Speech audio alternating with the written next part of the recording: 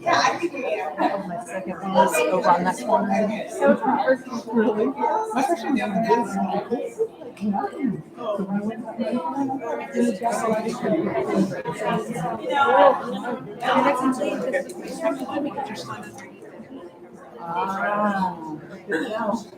So, Yeah, that's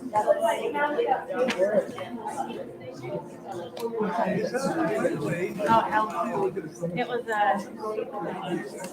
I'm not really sure. I don't remember exactly what it was supposed to be, but it started out like a outfit thing, and yet it just home became of that, and it's wet.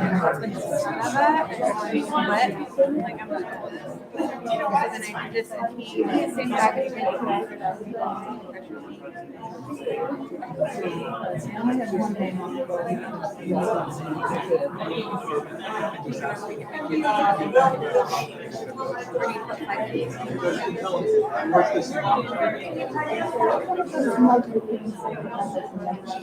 Mic check. I think that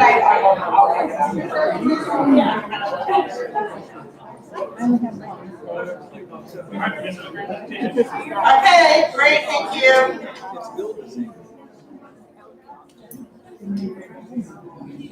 Yeah, why don't we go ahead and get started? Well, we got 2 minutes. We're going to get started in just a minute, guys. Just as a reminder, please wear your masks. That means appropriately over your nose and mouth. If you are, you're probably very familiar with this by now. But after the presentation, please exit and come back in if you're just going to stay here or somewhere else. I don't know why they're having us do that. Also, if you have any COVID symptoms, please go home. Let your program. Okay, well, I will get us started, and I just said I'd introduce myself. Oh my gosh, see already it did a weird thing. Okay, just when the guy left, it's just like, okay. I'll introduce myself if we can figure out what the heck's going on with the, I'll go back out. See, there we go. It is like frozen. Okay, I'm gonna get rid of that one. I'm gonna use my great ninja skills. Nice. How's that? Let's see. There we go. Okay, so I'm gonna introduce myself, and I know I have a very loud voice, at least some people tell me that. So I've been a prescriber at Wasatch. Usually they are on Fridays because I'm full-time faculty at BYU in the College of Nursing. And so I'm still currently a nurse practitioner. And along with going, anytime you're kind of in with university academia, you have to, have a research area. And I have partnered with my colleague who couldn't be here because her dad's in renal failure in California. It's Julie Valentine, right here.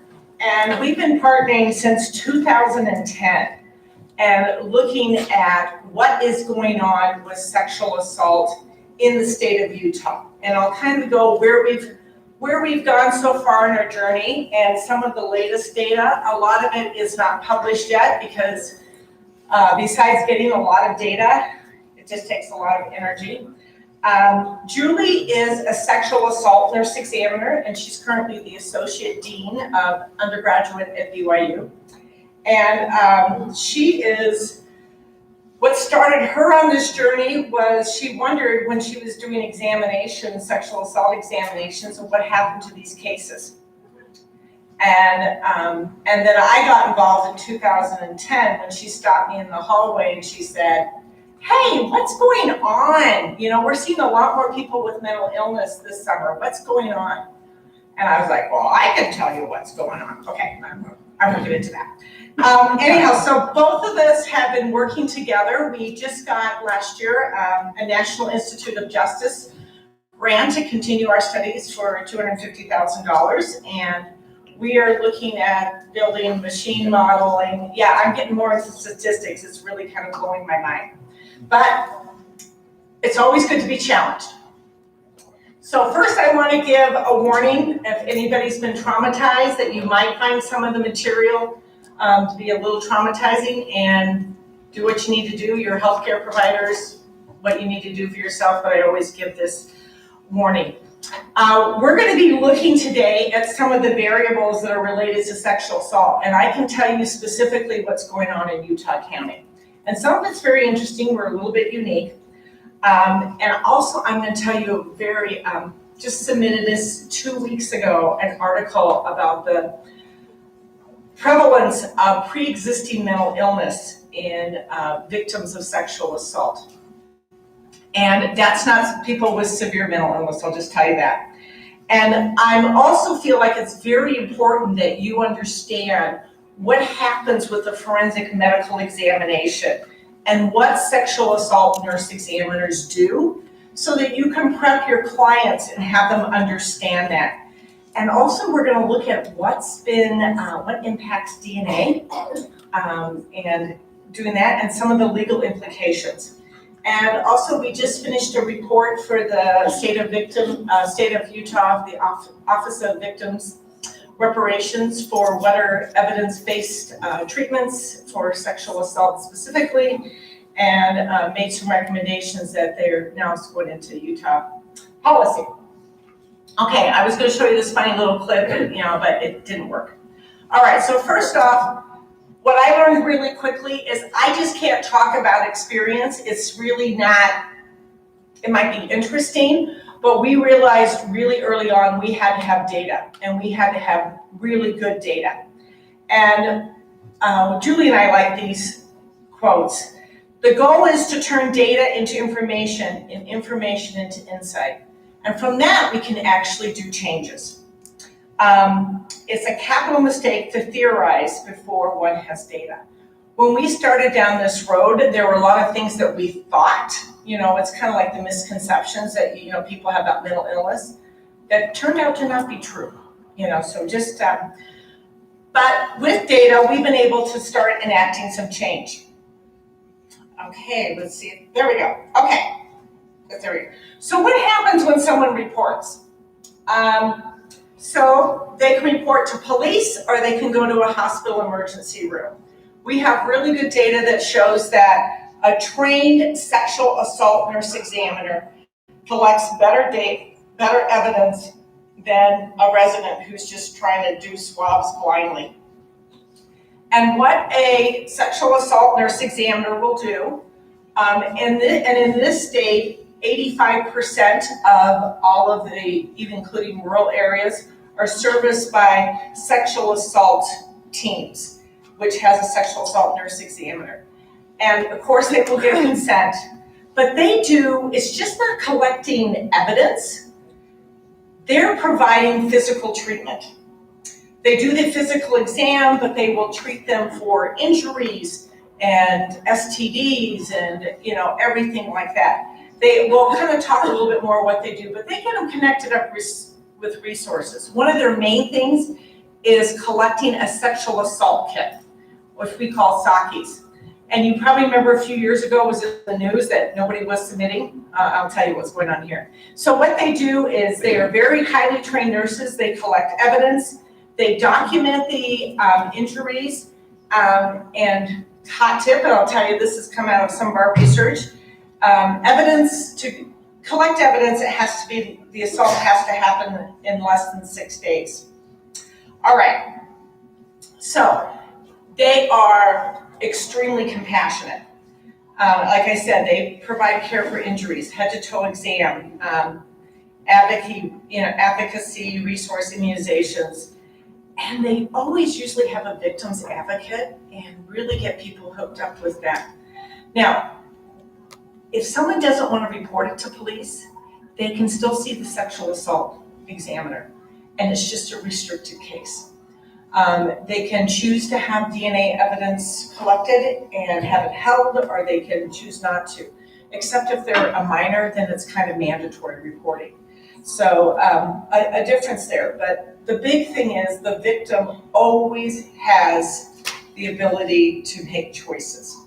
And I'll tell you, some of these exams, they can be quick or they can be long, because if someone is currently traumatized and they need time to de-escalate and just kind of compose themselves, these sexual assault nurse examiners really take their time with them and go at their speed, which is, and Julie and I have worked a lot with the International Association of Forensic Nurses and doing training, and we've done some articles about how to work with those specifically with mental illness.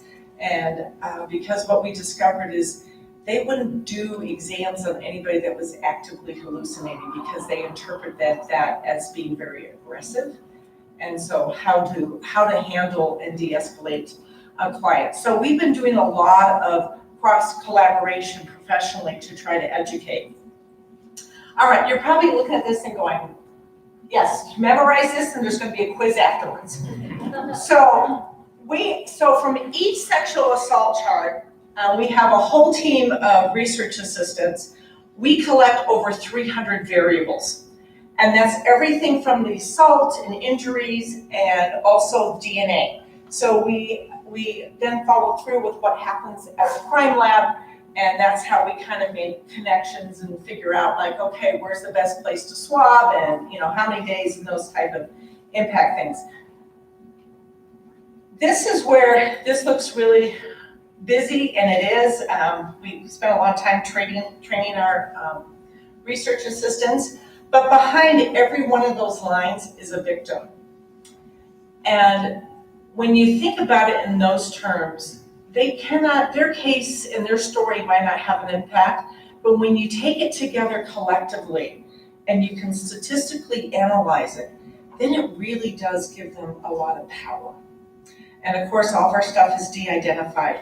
So I told you about my colleague, Julie, getting, her first question was, what the heck, what happens to these sexual assault kits? And 2011 was just kind of crazy. Well, let me tell you what was happening here. Well, actually, maybe I come back to that. The results of what we found ended up in House Bill 200 in 2017, which we were one of the first states to mandate, because what happens is the sexual assault nurse collects the kit, and then law enforcement comes and picks it up, and then it's under the property and jurisdiction of the whatever police agency. Well, what we discovered was police agencies were not submitting the kits. And so in 2017, it became mandatory that they had to submit any kit. And just so you as a taxpayer pay for all those kits, so it's like, what are we gonna do with that? And we kind of discovered people had biases as to whether they'd submit or not. Okay, I won't tell you the site, but you can see across the state. So I will tell you, one's up in Weber County, one is down St. George, one's Cedar City, and one's Utah County, Salt Lake, and you can see there's, within a year of assault, you can see big differences, and that's pretty shabby when you have only 4% of your cases or 28 that are actually submitted. So how do you feel that as when you're looking for how do you help a person heal and helping, that's that. So even after we had what were called forced submissions, it was amazing. Julie and I got out of some places alive, but anyhow, you can see that our total submitted, they went up, but you can see a large range of unsubmitted cases that just kind of went missing in our state. And you can't cry over spilled milk, sounds horrible, but we decided what we can do is make a difference going forward. But what we found was the most significant, whether a kit got submitted was actually where you lived, which is, kind of biasing. So we've been also working with law enforcement on some of their beliefs. Okay, now there we go. Okay, so if you don't submit a kit, do you think that they're going to get prosecuted? No. No. Okay, so what you can see from 2000 is we've seen the blue line is your sexual assault exam kits submitted, and you see that our DNA analysis went up, okay? You can't do, we did get extra funding from the legislature to actually process the kits, and guess what? There were some multiple offenders in there. This is a trend. It's very rare. It's a one-time occurrence. And that's supported by the literature. And I'm not going to get into statistics, but I'm going to tell you this. The kit was more likely to be submitted, because we've got all this data. If it was suspected drug facilitated, it was 25% more likely to be submitted. And if it was a male victim, it was more likely to be submitted. And you go, huh, so does that mean you don't believe women, or, what's the view of that? It was less likely to be submitted if the victim used drugs prior to the assault, also shows some bias. If the victim bathed or showered, it was less likely, because people figured the DNA was washed away. If it was somebody with physical or mental impairment, it was less likely. Okay, that physical and mental impairment does not include those with severe mental illness. It's mostly those that are physically disabled, that when the nurse did the exam, they could say, this person's blind, this person is, immobile. And if the victim knew the suspect, it was also less likely. We kind of have some, again, biases. So what happens is when a kit gets submitted and the lab does their thing, they pull out, they look at the DNA, and you have to have so many markers in order to go what's called the CODIS system. The CODIS system it's the combined DNA index system, and that's our national FBI system. It doesn't have personal information, but it has to meet very strict criteria. There's only one person in the state of Utah that can actually enter it into the CODIS system. It's very restrictive because they want to make sure we don't have erroneous data. So right now we have over 3 million in the CODIS, and YSTR has to do with, STR just has to do with DNA. And they will tell the state if they have a hit, and what it means by a hit is their DNA is already in the system. And then we can start to link up some of the cases. So, people impact of bathing and showering. Most people think, well, geez, if you shower, it's all washed away. So 36% of victims had showered before, bathed or showered, but it is not statistically significant of whether you get this CODIS eligible profile. So take out of your heads if someone tells you they've showered, you say, that's okay, we're still going to get your treatment because it's very likely. Still collect the evidence. They still should go see a sexual assault nurse examiner and get treatment for injuries. So that's a take-home message with that. So these are variables that are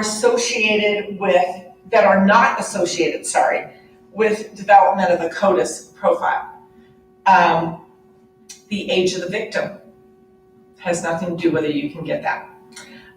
Site of the evidence collection. So it doesn't matter if you're getting into a bodily vault or it's where they kissed them on the neck, you have just as likelihood of being able to get DNA. So it doesn't have to have penetration in order to get DNA evidence. The relationship between the victim and perpetrator has nothing to do whether we were able to get good evidence. Serology. So what they would do before, and they've now stopped this process with the lab, because they would the nurses would do their swab, and then the lab would take part of the Q-tip and run it and see if there's any seminal or amylase, which is basically, bodily fluid from mouth. But the thing is, we discovered that they lost a lot of DNA evidence doing that. So now they don't do that anymore. We already talked about bathe or showered, and actually the time between the assault and evidence collection, the time between evidence collection and when they submitted it. So those kits that are like sitting there, we only found there really was not much DNA degradation. So even if there's an old kit there, they can, what our research found was it supported that there's value in submitting the old kits. People are more likely to have this CODIS eligible profile. Females are more likely. And that's because it's mostly a male on female, and so it's easier to pick up. If it's a penis to vaginal contact, it's more likely. Known ejaculation, more likely, and mouth to breast. Yeah, as my friend Julie says, they really like it. You get, if there's been mouth to breast, because they can pick it up pretty easy. Every 24 hours that passes, there's only a 9% decrease in DNA, collecting it off the body. So, and Julie did a case, actually, I think that article's coming out soon, where it was touch DNA, and it was done 5 days after the assault, and it was just touch. It wasn't a penetration one. Okay, I'm clicking my key. All right. I'll probably just, so you can see, we can get, hours. This is the average time between an exam and when we can collect it. But here, this was one of the cases, this was another case that we followed where it was 5 days and it was a 15-year-old female and they got a full DNA profile 5 days post, So the longest time we have is 5 days, so don't discourage somebody from going and getting an exam and getting a C. All right, so this is referred and prosecuted cases. So your referred case, okay, so referred cases is the prosecutor's office decides whether they're going to, proceed it. And you can see the amount that are referred is very close to what's actually prosecuted. And we have been working with the prosecutor's office down here, and David Levitt has been very big on, we are going to assess every case, and we want every case referred. And they're trying to reduce their bias in that, so the officer doesn't make the decision, that it's reviewed by a small committee before they decide whether they prosecute it. So it's been all over the board. A lot of it has to do with funding, but I will say in Utah County, David Levitt has done some great things with making sure that our victims have a voice. All right, and you probably go, what if you have a client that's been accused of assaulting somebody and they say, I didn't do it? Well, your first inclination might be say, well, don't let them collect any DNA, hold it off. Well, we actually, out of the over 2,700 cases of these sexual assault kits that ran through the lab, we found 66 cases where the DNA analysis actually excluded the alleged perpetrator. So really be encouraging people, if they say they're innocent, let them do the swab, because it is so sensitive that it, in the system, that it will, and you can, statistically significant is anything, below 0.05, and it was statistically significant. And so what that says to us is it's very important for the perpetrator, the alleged perpetrator, to have a voice too. And interesting, when these were victims perpetrators who were alleged perpetrators were less likely to self-disclose they had mental illness or use the psychotropic meds. So it's not really are mentally ill, but they were, the victims were actually more likely to be male if it was a misidentification. The victims were more likely to be male, and it was suspected drug facilitated. They used alcohol prior, and it usually was a multiple suspect assault where people were exonerated by the DNA. Okay, so this is where we are at the end of 2020. We have coded, over 7,400 cases. And so we actually have now the largest database in the world of sexual assault cases that we're working with. So here's the criteria. They have to be above 14 and or older, and they have to have had a full exam with a sexual assault kit submitted, and it has to be reported to law enforcement. So there's a lot more cases than that. We don't do any restricted. There's nothing in our database that's under 14. Our age range is 14. It used to be 93, then in 2020 it went up to 94. But it's usually the younger crowd, you know, mean and medians at 24 and 27. But what you need to remember with all this, you know, we go, wow, we got 7,400 cases in that time period, but less than 1/3 of women, we don't know about males, actually report their assault. So that tells you how much sexual assault is actually happening in our communities, which is kind of frightening and scary, but you have to live. So this is what we know, because it's important to look at, okay, what are the demographics? Because when you're looking at interventions and you're like, well, who's reporting and who's not? And how does that, you know, or what's going on in the community? What could be the reasons why? And we compared it to the US Census. I just took a middle one. So if you look here, you'll see that we have a lot more, we're a pretty white community if you haven't figured out. Just look in this room, we're very white. But actually, we have a lower percentage of whites reporting. So why, you know, I don't know the answer to this. I'm just posing it. But we have more Black people, you know, and African-American descent that there's more than what the census is. So are more people, you know, are they more likely to report, or are they being targeted?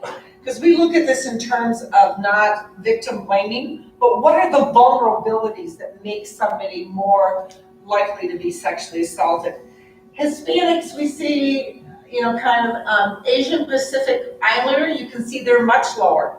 So the question is, are they less likely to report it? There's some cultural things that are going on. Native American, it's much higher, and what we know is other studies have shown that that's a very vulnerable population. So matching to the census. So, you know, I think it's very interesting, but it starts to have a question like, what are the messages your clients are getting from their families and their cultural groups? And what does that mean? All right, so many of you might think like the most prominent person that would be a perpetrator would be a stranger, and that's not true. It's usually an acquaintance. And for those who works with adolescents in here, okay, I actually separated out just for you. So you can see the majority are an acquaintance.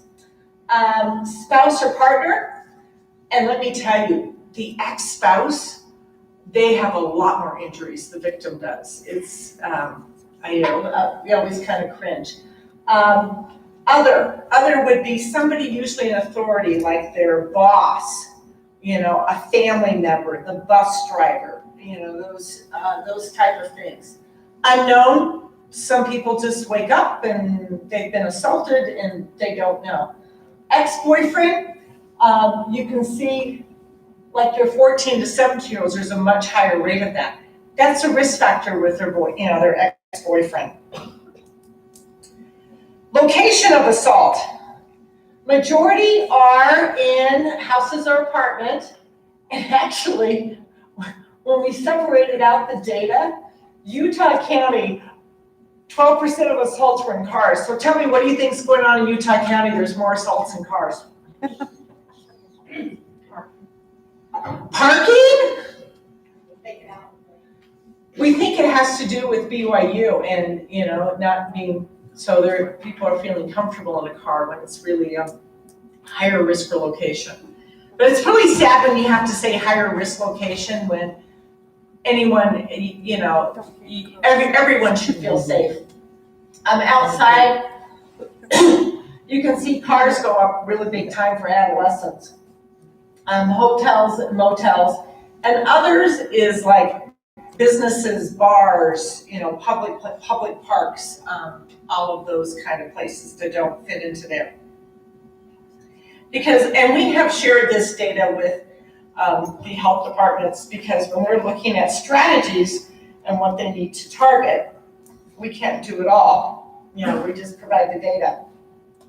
Okay, most people think sexual assault happens and there's a weapon, but actually only 11% of the cases actually there was a weapon used.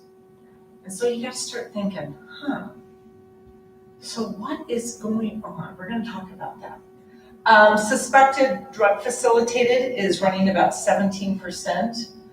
And when we say suspected drug facilitated, the victim will say something like, he gave me, you know, I only had one drink and I woke up in a strange place. You know, like that would not be enough to knock you unconscious. And what we've been seeing lately, and we don't know what it is the victims are saying they were given a bottled water. Like we used to tell people bottled water is safe, just drink bottled water. And all I can tell, I don't have exact data on you, but we pick up on trends and we're seeing a lot of that. Victim or suspect used drugs or alcohol. You can see that's quite a high number, 55%. And then you go, why is that unknown so high? A lot of victims don't come in and don't remember what happened. And so it's hard to say what. So you should start challenging your assumption that if somebody drinks or uses drugs, that yeah, there is more vulnerability, but it does not have to be there. You know, it's not there. Suspect action. Now, I already told you they don't use a lot of weapons, you know, that's 11%, but there's a lot of verbal threats and coercion. You know, you're gonna get it, I'm gonna really hurt you if you don't cooperate. If I'm gonna do something to your kids, especially with ex-husbands. Grabbed or held is the biggest one. So people are being assaulted and you can clearly see it is against their will. It is not physically hit and strangled. This one was kind of, I'll show you that data in a little bit. You can, and weapon use is down, and restraints. Now what we mean by restraints is like an actual ligature or something. It's not being physically held, being tied down. Yeah, just what you didn't know. Okay, aren't you happy to see that only 29% of the adolescents are using drugs or alcohol? Oops, what? Oh, I must have hit this button. What happened here? Oh, I must have leaned on something. Okay. Is it not doing? Okay, maybe I have to go down and go back into it. Sorry about that. Is it pulling up? It's not pulling up. There it is. Okay. We just have to breathe right. Patient alcohol use does happen a lot with this population. But what I want, we've got the bottom category, whether patient or the suspect used drugs, and that's a quite high number. So we know that's, but you can see patient drug use is actually quite low. It's a smaller number. Looks like your adolescents are using that, drugs, it's whatever's available, I think. Okay, let's see if they're gonna. So this is what I'm talking about strangulation. So when Julie and I first started looking at strangulation, it was like 9.6 of cases was there strangulation associated with the sexual assault. 2020, we're up to 20.4%. And I know there's stuff, we're very aware, we have a researcher in NYU who tracks what's going on with porn and that type of thing, and strangulation is big with it, kind of an erotic mania. But correlated with the strangulation is we have high numbers of anal genital, so it means anus or your genitalia injuries, and physical injuries. Now that's a pretty good indicator that this was not a consensual act, but it's very disturbing that we're seeing the strangulation. What's also interesting is people are being unconscious, and we have a large percent of 21% that are unknown, that the victim can't tell us. you know. So, and if one of your clients is strangled, they do absolutely need to have a medical exam. There are a lot of longer term effects. Interesting, asleep and awakened to assault. You can see we have a much higher number of those over 18. And those are the cases that they're more likely to be prosecuted because they have the view that people, when are you vulnerable when you're sleeping? I mean, you can't comment about someone's clothing or, you know, you can't tell people to not go to sleep. So it takes away the bias. But still, we, you know, 14%, I mean, a victim, you know, being asleep. And adolescents, it tends to be a lower number, but it's still significant. Multiple perpetrators, we define that as having 2 or more suspects. And I think it's still quite significant that it's 10%, even with the adolescents, it's 8%. You know, really traumatizing. Okay, suspected drug facilitated. I did put in, depends what county you're in. Salt Lake County is the highest for suspected drug facilitated, and I'd say, I'd have to go back and run the data, but the majority of those are at parties or bars. Utah County, we don't tend to have as many of those. Well, we still have parties, but you know, we don't have as many per capita bars per se. Iron County, you know, very low. But again, that 17%, you know, so that tells you that the perpetrator is incapacitating the victim. And it's a very planned, methodical, what they're doing.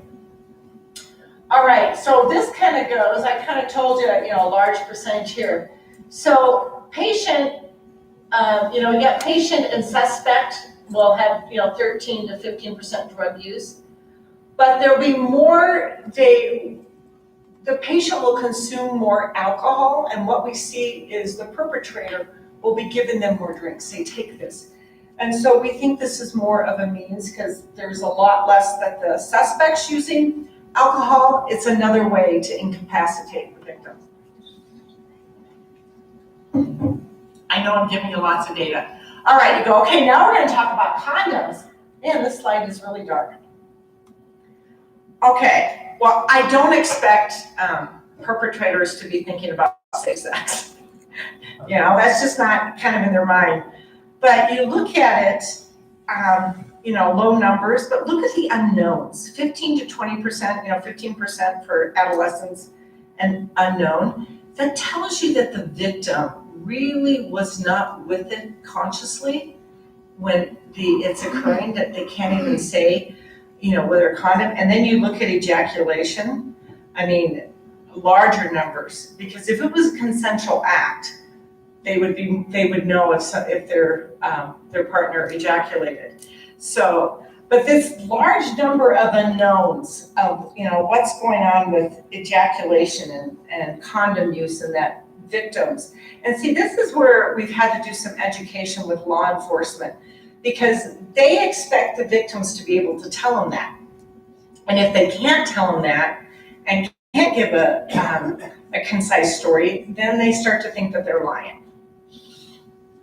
So it does start to impact downstream what goes on with law enforcement and prosecution. Okay, let me get here. This one, and this will connect up. I want you to pay attention to this slide. Well, there's a lot of them I want you to pay attention to. But this is with adults. We first started, Salt Lake started doing stickers and what we could figure out. But 34% of victims of sexual assault have a prior history of sexual assault. And we're like 15%. So you're like almost 49%, possibly, but even like you're looking at being conservative, around 40% have a previous history of being sexually assaulted. And you've got being sexually assaulted over age 14 and under age 14. So what that tells us is if a person has been previously sexually assaulted, they are more vulnerable to be sexually assaulted again in the future. And you go, that stinks. And then it also links up to the ACEs study, because we also code medical problems, physical problems, self-disclosure of mental illness, and using psych meds. Okay, so what does the ACE study tell us? Physical problems, mental health problems. And so really it confirms what we know from the ACE studies. You guys all know what the ACE studies is, adverse childhood events? Okay. It really confirms that. And so it's like we now have a population of like somehow magically when they become adults, we somehow miss the connection of ACE, the ACEs study and what's happening to these individuals. And I know, it's kind of like, oh, well, we already know if people have mental illness that they're going to have more physical problems. But we really got to be looking at what's underpinning it all. And that prior history of sexual assault is pretty significant. Okay. Medical self-disclosure, yeah. Okay, so that was another, let me just go to my next. These p-values are just like, yeah, this is connected. All right. I'm going to switch gears for a minute to severe mental illness. Okay, you guys all work with people with severe mental illness, all right? I'm going to show you data that's not people with severe mental illness, but just so because we don't know, the nurse, when she's done it, she doesn't ask the people, do you have a severe mental illness? And how many of our clients could really answer that, And we have such, we don't know the severity. But what we do know from the literature is women with severe mental illness, 10 times higher risk for being sexually assaulted. Our US National Crime Victimization Study, 17 times more likely. And then a systematic review that was done 6 times higher risk in the past year. Notice all of these are past year, so you can see that those are the large of our population that you guys treat are extremely high risk with severe mental illness for being sexually assaulted. Like the tiger, yeah, they can just read them. Gruba is a great research, and we see this. Those with severe mental illness, if there's been a assault or, you got all these complexities, they're going to have a more complex case and they're going to have a prolonged problems with mental illness and going to need more specialized treatment. So that really becomes challenging to you as providers. Okay, now, so what we've got, what we know nationally is severe mental illness population-wise is around 4%. Any mental illness in the US, and this is the National Institute of Mental Health, is about 18%. And remember how I told you I started getting involved in this? All right, but I will say I initially got involved because I was like, I want my people taken care of. And, I want law enforcement to make sure they take their cases. And I had the assumption that maybe those with mental illness weren't, their cases weren't being taken seriously. So what we found when we looked at it, those with mental illness diagnosis were more likely to be penetrated. They were less likely to be a victim of drug-facilitated sexual assault. So it kind of tells me that they can pick up on the fact that they're mentally ill and they realize they don't have to incapacitate them. They're equally as likely to have a sexual assault kit collected. So you guys are doing a great job. You're getting them in. And they're equally likely to have police involvement, okay? That really challenged what my belief was and tells me that, our efforts with, law enforcement. So work with them.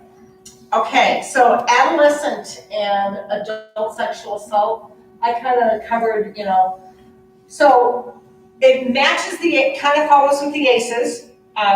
those 18 and older, you would expect to see a higher number of medical problems.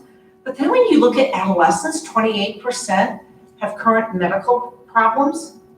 And you kind of go, that's 14 to 17? That's a really young age to have, to have chronic physical problems. So it starts to match up. Current medication, any type of medication, you can see it's quite high. But if our average age is 24 to 27, medium or our average, that's still really high to be on that many meds. Self-disclosure of mental illness, that means the patient, and interesting you should know, on the charts, the nurses do not ask them if they have a mental illness. They only ask them if they have any medical problems.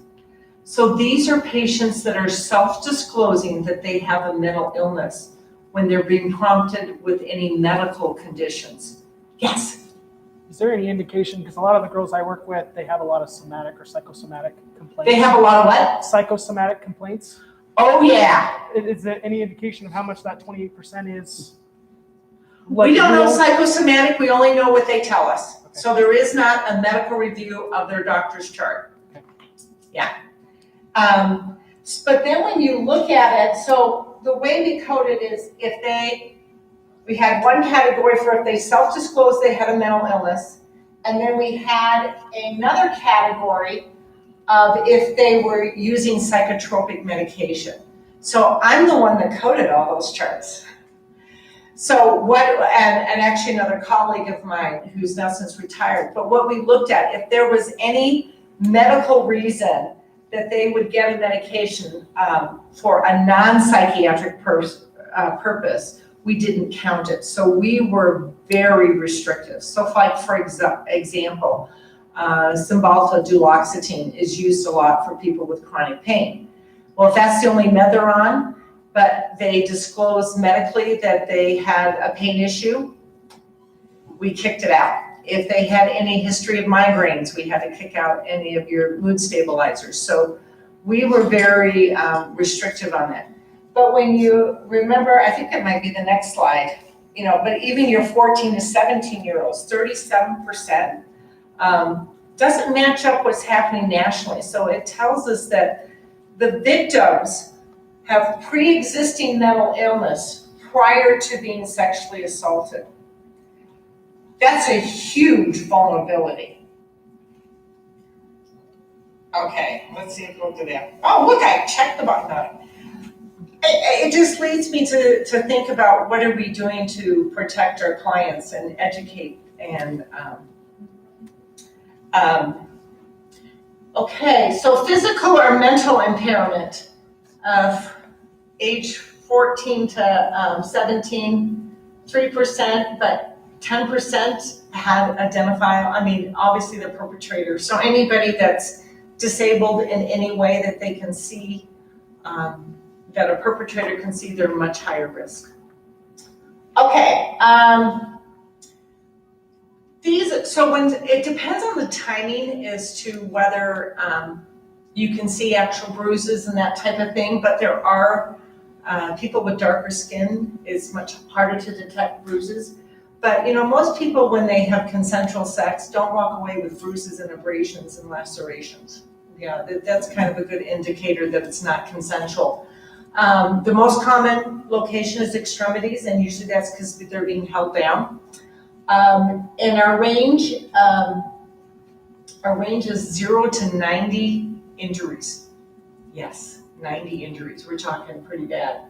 But usually it's between 3 and 6 injuries that somebody will have. Anogenital abrasions, lacerations. Females, I realize I put these technical terms up there. Basically, that's in the vaginal vault, those areas there. And males, obviously it makes sense, and only 55% of patients. So just because they don't have injuries, you can't assume that it was consensual. If they don't have injuries, you can't assume that it's consensual, because we have things like muscle memory and we have individual differences that impact that. See, this is where we get to, you look at, oh my gosh. So what is it going on that they can't tell us if they use a condom or ejaculation or their lapses of memory? And I like this picture of like the shattering of glass. Because when you look at it, you think about the trauma effects, we have the three F's, fight, flight, or freeze. Well, what these sexual assault victims are doing is they're freezing. And a lot of them don't have the terminology. And let's look at what we did. We went through, I think it was like 1,600, it was 1,800 charts where we individually coded statements, and there was a group of 4 of us that had consensus. So, loss of consciousness or awareness. If a victim reported any of 53% of patients said yes. Did you lose consciousness or awareness during the assault? So that means it's going to be way more common if you're asking if a client discloses to you that they're going to have loss of consciousness or awareness. And, so that you need to expect is commonplace. We're going to go through, these are our categories of memory loss, loss of consciousness, changes in feelings, tonic immobility, and dissociation. Now you have to remember, they were not being asked if they had this specifically. They were not asking if they had tonic immobility. These are just from statements from charts. So we believe the numbers are way higher than what's there. So memory loss, you guys all know. So 33% of victims have memory loss. Unclear moments, I don't remember anything, I didn't faint, I just don't remember, there's things I don't remember. It's all jumbled up. That's a really common thing. And actually that can be very frustrating to law enforcement because they want this concise, consecutive story, and they don't realize they're dealing with a traumatized brain where it's coming in pieces and then putting the pieces together. So make your clients feel like this is normal if you have loss in memory. That's because of the trauma. Changes in feelings or awareness. It's hazy. I felt woozy. I felt out of it. I was splotchy. I felt foggy. Things were blurry. 16% of clients said that happened to them. Tonic immobility. It's at 3%, but we think it's probably higher. But that's like my arms were heavy. I couldn't move. I was stiff. It must have been like a blow-up doll because I wasn't moving anything, I couldn't open my eyes or speak. That is like classic. You guys all know about PTSD. This is like classic. Dissociation, 2%, people dissociated. Not really there. I was above watching. So when we have, 50%, like I said, majority, memory loss 33%, that's kind of a normal occurrence that happens with sexual assault. And adolescence is a lower number, and we're not quite sure about that, whether they don't have vocabulary or they won't. So this is where we looked at what is associated with loss of memory and consciousness. Alcohol, use of drugs, make sure drug facilitated, strangulation, history of prior sexual assault under the age of 14, not over the age. So it kind of makes you think like, okay, so if they're having an assaultive experience before the age of 14 and they don't have the coping skills to deal with it, is there much more of a longer term negative impact on their ability? So what we can tell you, if they report a loss of consciousness or memory, if they've been strangled, it's 2 times more likely drinking alcohol, 4 times, and drug facilitated. So we can kind of predict based on what happens on that. But what's interesting is we went through there, we had 28% of the cases, they had none of that. They had no drugs, no alcohol, no drug facilitated, no strangulation. And then what that tells us is it has to do with the sexual assault, the trauma itself. These are trauma-related symptoms. All right, so you guys know all this So this is from the veterans, these are the symptoms you should look for if someone is sexually assaulted.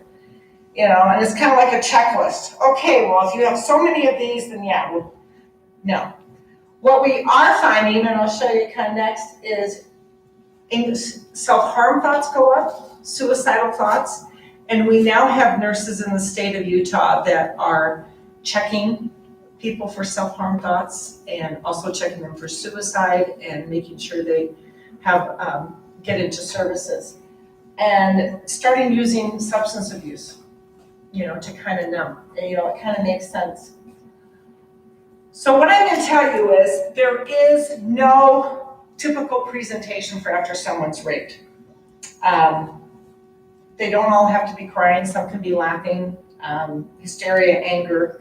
They could be calm, they could be blunted.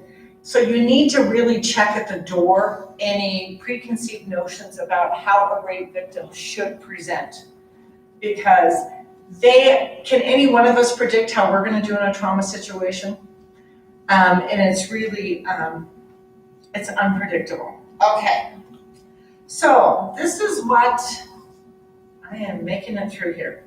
So we've kind of talked about symptoms, sexual assault exam. I'm going to talk for a second about non-biasing language and trauma-informed care.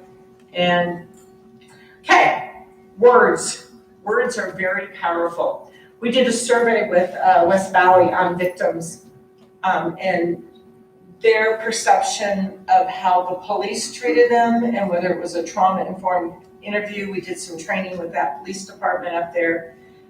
And those victims, it was fascinating to us. They could remember almost every word that a police officer said and whether they were believed or not. More so than so I will tell you, they have done West Valley.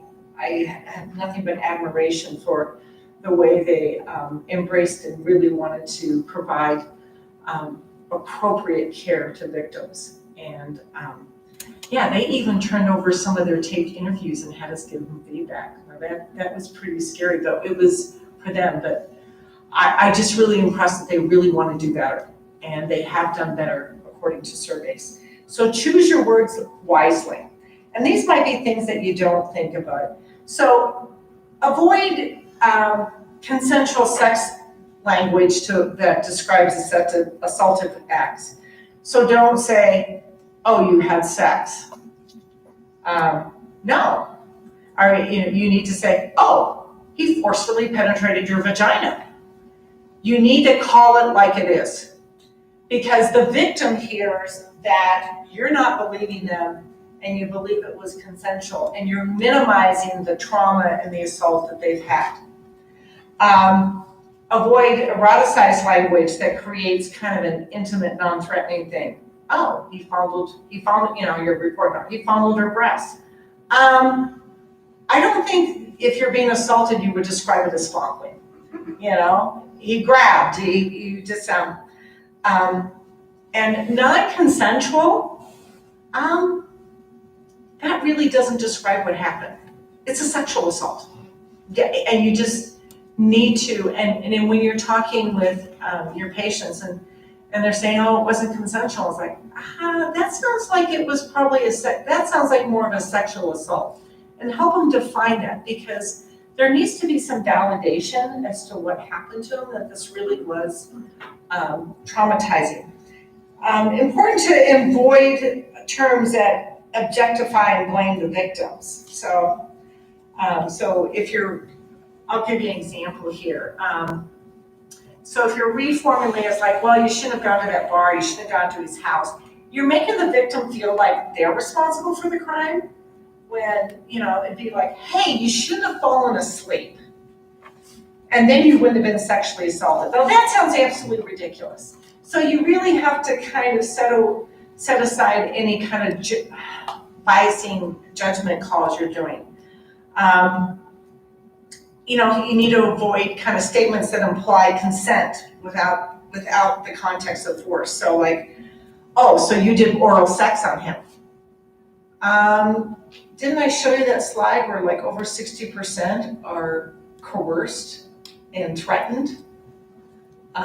And now you've just made them feel like they were an active participant, which brings in more guilt. So you need to use exact language. It's best to use best terminology. And then it depends on the patient. And you ask them what terminology, whether they're a victim or a survivor. Many people have strong opinions about that. And kind of an example I have here is when you're looking at how we not meaningfully, consciously aware, it's like we would never say to somebody who, I don't know, I'll pick up Melanie because I know Melanie. Melanie's daughter's, in a car accident. And I'm not gonna say, and she's telling me how horrible and, the injuries her daughter has. Well, I wouldn't say to her, you know what? Your daughter never would have been in that car accident if she would have taken the bus instead. Okay, does that sound absurd? But do we do that in situations, when we're talking to our clients? Okay, big thing is you want to start by believing that there's a whole campaign for that. You really want to go at the client's what pace they want to disclose, not force it. It's a matter of them being in control. Listen. Oh, I see. Just went out. You're injured in a car accident. Okay.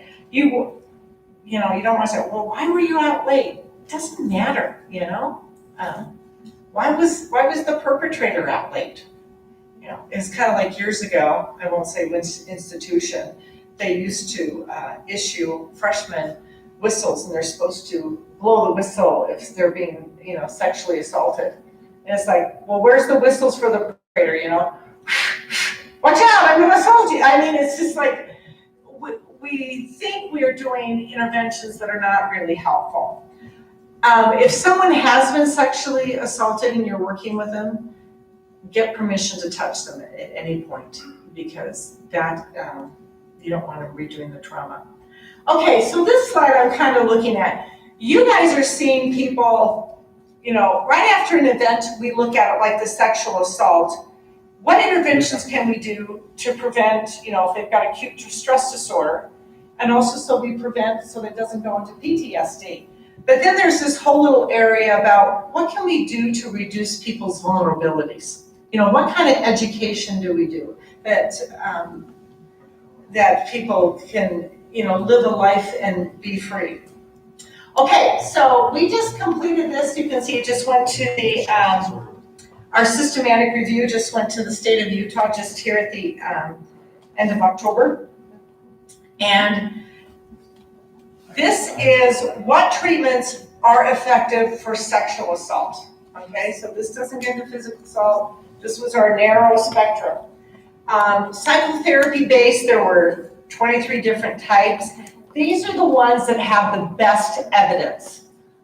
So brief eclectic psychotherapy, CBT, trauma-focused CBT, cognitive processing therapy, EMDR, narrative exposure therapy, prolonged exposure therapy. And then actually we found this whole bit of complementary that had really good data. Like we threw out anything that was wishy-washy. Exercise. And actually, if it was exercise linked with trauma-sensitive yoga, meditation, actually for adolescents, we found equine-assisted therapy was very good. And what we're seeing more of in the literature is hydrocortisone given in the ER department and ketamine. It's reducing some of those acute trauma symptoms.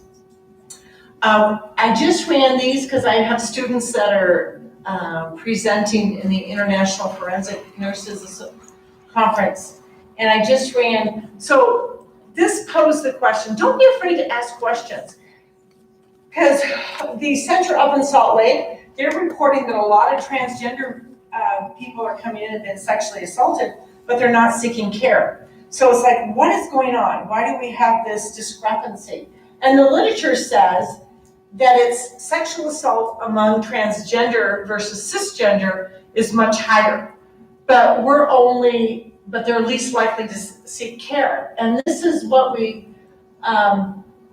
Well, we only started asking the question a few years ago, so it's only, 3,000, but that's statistically, it was only 0.4% of our sample, which doesn't make sense if they're assaulted more. It's like we know they're not coming in for treatment. Quick question. Survivors I've worked with have multiple interactions with the police, with the detective. They're given text numbers even that they can text their detective. And then they're told sometimes the jurisdiction where the case will be referred to, maybe not who the prosecutor will be, but which prosecuting office. I notice that it makes a difference to clients if their case is continuing to make progress. But clients have trouble when for some reason the attention ends suddenly and there's no explanation why it's not going forward in a prosecutor's office. You know what? That was what came out of the law. Okay, I got 9 minutes now. That's what came out of the law of forcing people, the law enforcement agency to submit kits, is they now developed, and they got some federal funds, that victims will be tracking data. But I can tell you in Utah County, if you run into that, David Levitt would be more than happy to review the case again. And he's saying if your case is not dropped, if it's dropped and it's not going anywhere, you have that right to, and he will actually support you in that because he sees it as very healing for the victims. Yeah. Okay, so what we looked at this is the age range, but they were more likely to have a prior history of sexual assault and child abuse. More likely to be on psychotropic meds, prior history of mental illness, and drug and alcohol consumption before the sexual assault, and there's a higher of multiple suspects. So probably looking at the other criteria, where if it's a multiple suspect assault, the prosecution is going to be more likely to follow through with the case. Adolescents, we just ran this data, and what we found was significant was prior history of sexual assault under 14 and over 14, but they don't have very many years to be over 14. So we're kind of looking at that and going, we think these kids are being assaulted way more, puts them more vulnerable. Prior history of child physical abuse, and 41%. But self-harm thoughts, we've started to ask that, and we're looking at about 18% of adolescents are having self-harm thoughts, which means they need to get into services. All right, dating app. I know we're kind of wrapping up with this. All of a sudden, we've started seeing in charts of their meeting online. And so we do find that males, university, college age, they're more likely to self-disclose that they've had mental illness. The victims are getting on the apps. Car, house, apartment rather than outside. They have a higher number of anal genital injuries, which tells us it's non-consensual. And strangulation doubles, condom use. That tells us that the perpetrator is coming prepared to assault. And they have more than we call penetrative acts. All right, this is kind of my Leslie's little thing. Okay, you've all heard of Match.com. Okay, Match Group owns all of those. They have like 45 dating platforms, so like Tinder, Grindr, Plenty of Fish, all those. And the only ones that they check for prior history of sexual assault is the Match.com. There is no screening on any of those other sites. So what we just were working in the legislature, House Bill 249, is kind of a combination of sexual assault and domestic violence. Representative Stephen Handy, when he got a hold of us and we gave him some data, he was like on board. And so what this, any of you guys know what the exchange system is? It's like you can go look at, court cases. And usually like Wasatch, there'll be somebody at Wasatch that they pay a whole bunch of money, they can go and look it up. What's coming in this bill is making like a $5 user fee that anybody can go in for a short period of time and check on anybody that they're considering dating. And they can see, what that's there. All right, my last slide, and I'm gonna be running out. See, look at me, I'm running out, is my colleague, who's a sexual assault examiner. She, after she works with a victim, a patient, she gives a little business card that has this picture of crocuses and a single word on it is bloom. And when you look at the crocuses are coming up, in the middle of winter, adverse circumstances, but people can move on and heal. When I say, move on was the bad word. That was very biased. That they can really grow and still be the full person that they're intended to be. And that's the end of my presentation. Do you have any questions? All right, Dr. McGoy.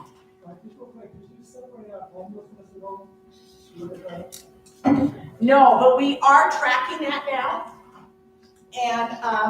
And we just haven't run the data. I mean, when we have 300 variables, I'll tell you what takes our attention is like if we see strangulation, it's like, okay, we're gonna deal with that. We see dating apps, so it's like, okay, we gotta deal with that. Well, homelessness we've been tracking, and yes, there is sexual assault that's going on there, but we're seeing more with dating apps. Yeah. Any other questions? Did I just blow your minds with a whole bunch of stuff and you're kind of going, okay?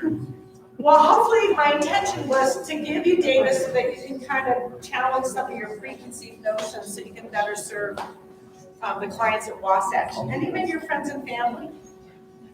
So, yes? Would we encourage our clients to do the assessment with a sexual assault nurse? Examiner, At one point we called it refer to treatment. Is that a good term for us to use? Actually, if they go to any emergency room and they say they've been sexually assaulted, you don't have to remember the term a sexual assault nurse examiner. They will get one for you.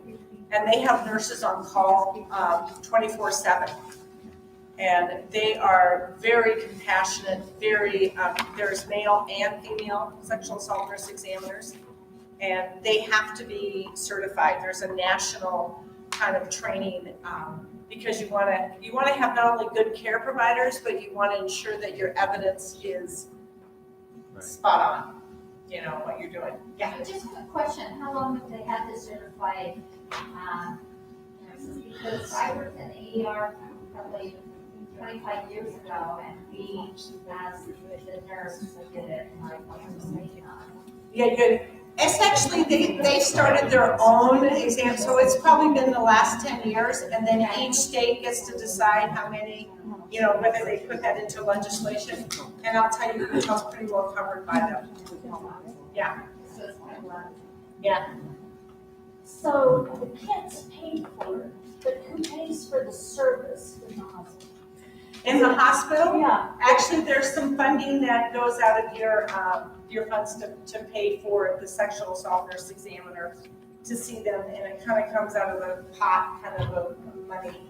So someone will go in. Yeah, it's all that service is paid for the client. They do not ask them any insurance information.